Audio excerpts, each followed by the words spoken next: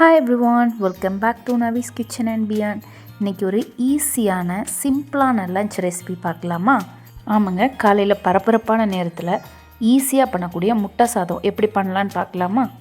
வாங்க வீடியோக்குள்ளே போகலாம். அதுக்கு முன்னாடி நம்ம சேனலை சப்ஸ்கிரைப் பண்ணாதவங்க சப்ஸ்கிரைப் பண்ணிக்கோங்க. இந்த வீடியோ பிடிச்சிருந்தா லாஸ்ட்டில் கண்டிப்பாக லைக் பண்ணிக்கோங்க. நீங்கள் பண்ணுற ஒவ்வொரு லைக்கும் எனக்கு இன்னுமே மோட்டிவேட்டடாக இருக்கும். இப்போ நான் 2 கிளாஸ் பாஸ்மதி ரைஸ் எடுத்திருக்கேன். அதை ஊற வச்சுக்கிறேன். 2 கிளாஸும் நல்லா அலசிட்டு, அந்த அரிசி அலசும் போது நுர மாதிரி தண்ணி வரும். ஒரு 2 அல்லது 3 டைம் அலசினீங்கனாலே அந்த நுர போயிடும். அப்போ நீங்கள் குக் பண்ணும்போது அந்த தண்ணியில் நுர மாதிரி வராது. ஸோ நான் நல்லா வாஷ் பண்ணி பாஸ்மதி ரைஸை ஒரு 20 நிமிஷத்துக்கு ஊற வச்சுக்கிறேன்.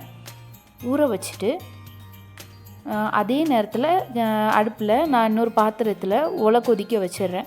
ஏன்னா இந்த பாஸ்மதி ரைஸை வடித்து நம்ம தனியாக எடுக்க போகிறோம். இப்போ பார்த்திங்கன்னா பாஸ்மதி ரைஸை ரெடி பண்ணுறதுக்காக தண்ணியில் போட்டு தேவையான அளவு உப்பும் போட்டு ரைஸ் ரெடி பண்ணுறதுக்காக நான் அதை ஒரு சைடாக ஃபஸ்ட்டே ஏற்றி வச்சுட்டேன்.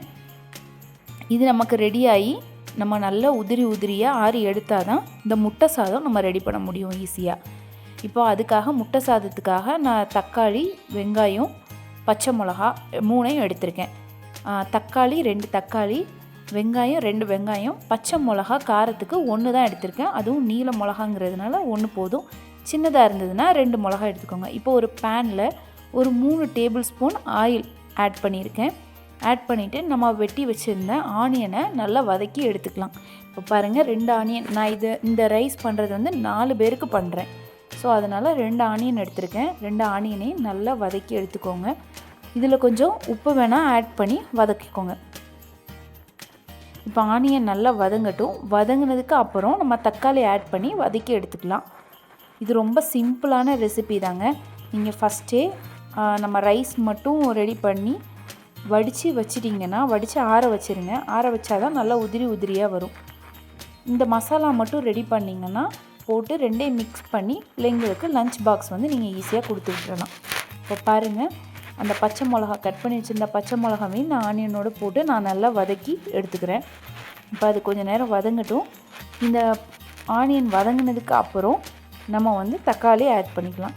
இது கூடவே நான் வந்து இஞ்சி பூண்டு 1 ஸ்பூன் நான் ஆட் பண்ணியிருக்கேன். அதை நல்லா பச்சை வாசனை போகிற வரைக்கும் வதக்கி விட்டுக்கோங்க. நம்ம தக்காளியை சேர்க்க போகிறது மசாலா எல்லாம் சேர்த்து முடித்ததுக்கப்புறம் தான் நம்ம தக்காளியை சேர்ப்போம். ஏன்னா தக்காளியிலேருந்து தண்ணி விடும், அதனால்.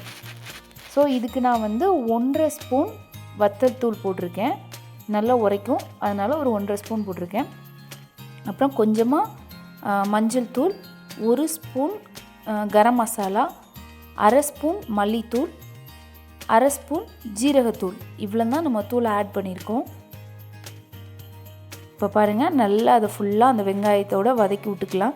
இப்போ இந்த மசாலாவோட பச்சை வாசனை போனதுக்கப்புறம் நம்ம தக்காளி ஆட் பண்ணிக்கலாம். இப்போ நம்ம தக்காளி ஆட் பண்ணிவிட்டு தக்காளி நல்லா வதங்குற வரைக்கும் வதக்கி விட்டுறலாம். இப்போ இந்த மசாலாவுக்கு தேவையான அளவு உப்பு போட்டுக்கலாம் கம்மியாக. ஏன்னா நீங்கள் ரைஸ் வடிக்கிறதுக்கும் தனியாக நீங்கள் உப்பு போட்டிருக்கீங்க தண்ணியில்.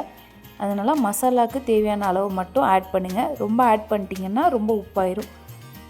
இந்த மசாலா கொஞ்சம் நல்லா வதங்கி வந்ததுக்கப்புறம் பேனில் ஒரு சைடாக தள்ளிவிட்டு நான் ஒரு 5 முட்டையை உடச்சி ஊற்றிருக்கேன். ஊற்றிட்டு அதுக்கு தேவையான அளவு சால்ட் நான் ஆட் பண்ணிக்கிறேன். ஆட் பண்ணிவிட்டு கீழே நமக்கு அந்த முட்டை வேக நம்ம அப்படி கிளறி எடுத்துக்கலாம்.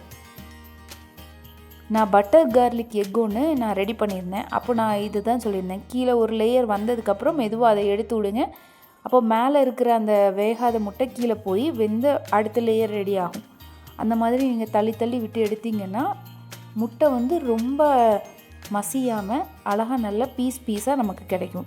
அந்த மாதிரி எடுத்துக்கோங்க. அதே மாதிரி அந்த பட்டர் கார்லிக் எக் ரெசிபியும் ரொம்ப சூப்பர் ரெசிபிங்க. Must try recipe. கண்டிப்பாக ட்ரை பண்ணி பாருங்கள். ட்ரை பண்ணவங்க கண்டிப்பாக கமெண்ட் பண்ணுங்கள் நல்லா இருந்ததான். இப்போ பாருங்கள், நமக்கு இந்த எக்கு வந்து நல்லா வெந்து வரட்டும். ஒன்றுக்கு பாதியாக வெந்து இருந்தாலும் அது ரொம்ப மசிஞ்ச மாதிரி ஆயிரும் அந்த ரைஸோட. ஸோ அதனால் கொஞ்சம் நல்லா வெந்து தனித்தனியாக கட் பண்ணி விட்டுக்கோங்க அந்த கரண்டியை வச்சு. இப்போ அந்த மசாலாவோட எக்கை வந்து நல்லா மிக்ஸ் பண்ணி விடுங்க. இப்போ வேகாமல் இருக்க இன்னும் கொஞ்சம் எக்கும் நல்லா அதோடு சேர்த்து மசாலாவும் சேர்த்து வெந்து ஒழுங்காக வந்துடும். இந்த டைமிங்கில் நீங்கள் வேணால் லைட்டாக உப்பு இருக்கா கரெக்டாக இருக்கான்னு செக் பண்ணி பார்த்துக்கோங்க மசாலாவுக்கு. இப்போ எனக்கு எல்லாம் கரெக்டாக இருந்தது. ஸோ நான் அதனால் ரைஸை வடித்து தனியாக ஆற வச்சு உதிரியாக எடுத்து வச்சுருந்தேன். இப்போ நம்ம அதை கொஞ்சம் கொஞ்சமாக ஆட் பண்ண ஆரம்பிக்கலாம். ஃபஸ்ட்டு கொஞ்சமாக ஆட் பண்ணி கிளறி விட்டுக்கோங்க. அதுக்கப்புறம் தேவைன்னா திருப்பி கொஞ்சமாக ஆட் பண்ணி கிளறி விடுங்க. இந்த மாதிரி கொஞ்சம் கொஞ்சம் பேட்சாக ஆட் பண்ணி கிளறி விட்டுக்கோங்க. இப்போ பாருங்கள், நான் ஒரு 4-5 ஸ்பூன் ரைஸ் போட்டு 4-5 கரண்டி ரைஸ் போட்டு நல்லா கிளறி விட்டுக்கிறேன். இதில் ஒன்று ரைஸ் வந்து கொஞ்சம் நல்லா ஆறி இருக்கணும். குழஞ்ச மாதிரி இருந்தாலும் நல்லா இருக்காது. இப்போ நான் யூஸ் பண்ணியிருக்கிறது பாஸ்மதி ரைஸு. பாஸ்மதி ரைஸில் பண்ணுங்கள், டேஸ்ட்டு சூப்பராக இருக்குது. அப்படி இல்லைன்னா நார்மல் ரைஸ்லேயும் பண்ணலாம், ஒன்றும் பிரச்சனை இல்லை. பாஸ்மதி ரைஸ் உடையாமல் மெதுவாக கிளறி விடுங்க. இப்போ கொஞ்சம் கொஞ்சமாக கிளறி விட்டிங்கன்னா எல்லாம் ஒன்றா சேர்ந்துடும்.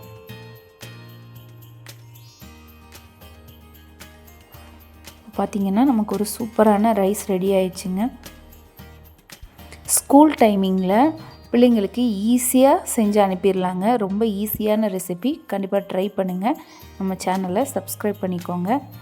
இதை நல்லா ஒன்றோட ஒன்று கிளறி விட்டதுக்கப்புறம் ஒரு 2 நிமிஷம், இப்போ ஃப்ளேம் வந்து சிம்மில் தான் இருக்குது. ஸோ அந்த 2 நிமிஷமாக அப்படியே விட்டுருங்க. அது கொஞ்சம் அந்த மசாலாவோட அந்த ரைஸும் சேர்ந்து நல்லா வெந்து வந்துடும். அடுப்பு ஹையில் இருந்ததுன்னா உங்களுக்கு ரொம்ப ஒரு மாதிரி இருக்கும். இப்போ டேஸ்ட் பண்ணி பார்த்துக்கோங்க உங்களுக்கு சால்ட்டெல்லாம் கரெக்டாக இருக்கான்னு. இன்னும் அந்த மசாலா நிறைய ரைஸில் இருக்கிற மாதிரி இருந்ததுன்னா இன்னும் கொஞ்சம் ரைஸ் போட்டு நல்லா கிளறி விட்டுக்கோங்க. அவ்வளோதான். இப்போ லாஸ்ட்டாக ஃபினிஷிங்க்கு கொஞ்சமாக கொத்தமல்லியை கட் பண்ணி மேலாப்பில் அழகாக தூவி விட்டுருங்க. இல்லை கருவேப்பிலை இருந்தாலும் கருவேப்பிலை தூவி விடலாம், அந்த டேஸ்ட்டும் சூப்பராக இருக்கும். இப்போ நான் வந்து இங்கே கொத்தமல்லி ஆட் பண்ணியிருக்கேன். மல்லி இலையை குட்டி குட்டியாக சாப் பண்ணி அது மேலே அப்படியே அழகாக தூவி விட்டேன். இப்போ பார்த்திங்கன்னா சூப்பரான முட்டை சாதம் நமக்கு ரெடி ஆயிடுச்சுங்க. ரொம்ப ஈஸி ரெசிபி. கண்டிப்பாக ட்ரை பண்ணி பாருங்கள். இதே மாதிரி ஒரு ஈஸியான ரெசிபியோடு நான் உங்களை வந்து நெக்ஸ்ட் வீடியோவில் மீட் பண்ணுறேன். Thank you all. Bye everyone. அப்புறம் பார்க்காதவங்க போய் பாருங்கள். நம்ம மீல் மேக்கர் வச்சு பண்ணுற ஒரு வெஜ் ரைஸ் ஒன்று நான் உங்களுக்கு முன்னாடியே ரெசிபி ரெடி பண்ணி போஸ்ட் பண்ணியிருக்கேன். கண்டிப்பாக அந்த வீடியோவையும் போய் செக் பண்ணுங்கள். ஸ்க்ரீனில் கொடுக்குறேன். பாய்.